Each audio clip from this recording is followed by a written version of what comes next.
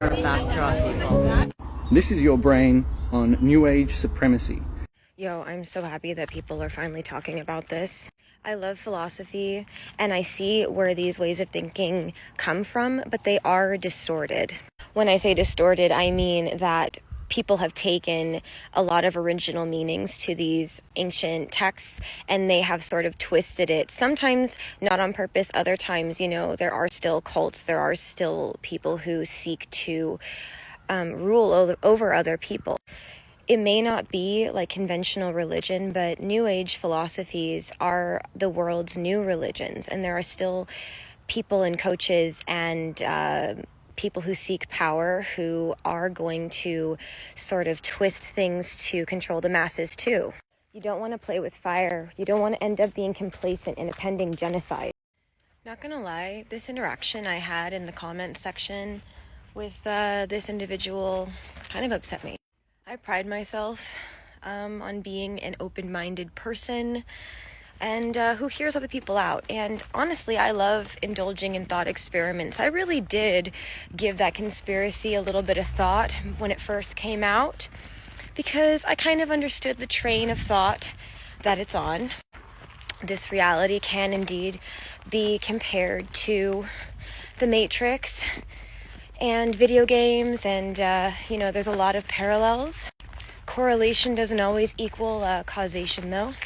Even in the Matrix, they are still people with souls connected to their digital personas. I find that, with the way things are nowadays, with people feeling really way more individualistic because of social anxiety, because of people ghosting each other. Everyone's had to focus more. It's healthy on one hand to focus more on yourself and on how you, interact with the world, what your part is in reality, because we can't really control other people. We can only control ourselves, and it's healthy to get a good relationship with yourself and your own reality. But I do think that there's a problem with forgetting about the group. I don't like groupthink, of course, but whatever happened to looking at your fellow man, fellow living creature, I guess I'm a little bit into animism in the way that I view reality, which is that concept that there's a soul or a spirit within everything. And I came to that conclusion because even when you look into the eyes of another person, a stranger, and this is something I've learned through in the past when I've taught yoga classes, sometimes people do have a dim look in their eyes, right? Because they're going through a tough time in their lives, but they tend to light up when they're activated. They tend to light up when they see the commonality between the two of you. They light up when something, like I said, activates them, motivates them.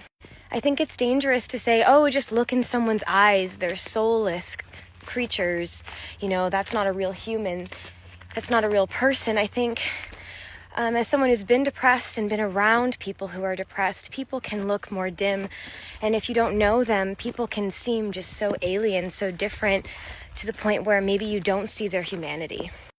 But when you really look into the eyes of other people and ground down, I've always found that I could connect to their humanity no matter how different, and I can see the soul in that person when I look into their face. I mean, maybe the universe really is just God interacting with himself, but that still implies that the soul, the spirit of whatever you would call God, is within everything. I am never going to be in support of entertaining the NPC idea, because like I said, if you make choices, decisions based on these assumptions, saying I can tell the difference between a person who's a person and a person who is not a person, then if you make assumptions based on that, you can seriously hurt people, kill people. It is heartless. You can detach so much from your fellow man to the point that they are mindless video game characters, so that you can do terrible atrocities to them. I recall when I was playing World of Warcraft back when I was a kid, and there were just like warthogs everywhere, and you could just kind of go up and kill the warthogs. It was like it was nothing. Or like my son when he plays Zelda and just goes around kicking chickens because they're not real chickens. If we live in a world where we are acting this out, if you believe this NPC thing and you act it out, you could just decide that you want to fuck with a person because you don't think they're actually a person. I really think that if you're going to call yourself an empathetic person, you should examine your own heart. I think that when you have a viewpoint like this, it is very reflective of what's going on in yourself. Perhaps people who feel this way, and I can relate because I felt this way, maybe you relate to this idea of the NPCs right now because you're lonely and you can only perceive your own experience at the moment. I don't know you, but that's what it would be if it was me. And I've been there before. And, you know, when I have been very happy and had a community and had lots of friends, man, I just felt like the whole world was my tribe. I totally agree that you should call people out on their shit, like you said in that thread. But what exactly is the shit that you're calling me out on? I don't really see it. I mean, whose side are you on? Like, what are you arguing for? Destruction?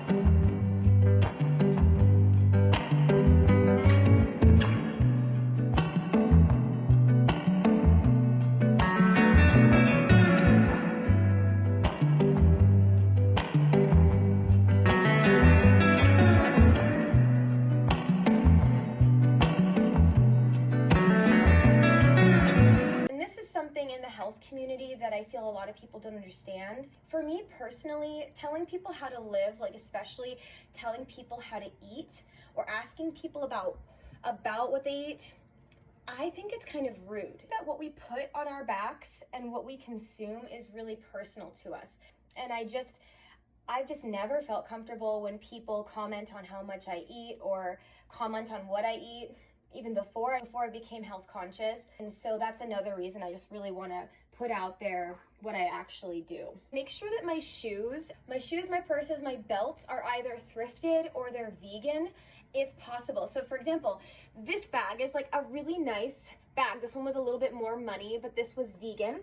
But then this bag is just from Target, and who knows where it's from. It's probably from China, mass produced. And I don't want to praise purchasing, but I no longer shame myself when I just needed a small backpack. I don't want to give an unrealistic picture of what it means to find your own groove. Another good example is I have all these shoes that I bought for weddings I was in that are not vegan, but I had to purchase something and it's what I could find at the time. They're several years old now, so why would I throw them out? I'll thrift things that are made of leather, like bags, but I try not to buy it if possible. Like I try not to buy it new if possible. It's really cute, tall, like thigh-high boots are vegan. I found them on Amazon. These are vegan. Looked up like cute vegan shoes. These heels I love. These work boots I have, which have lasted, are vegan. You can find high-end, good quality things that will last you a while, like these boots or like these heels. I try to find timeless pieces and also pieces I'm gonna use with the lifestyle I have.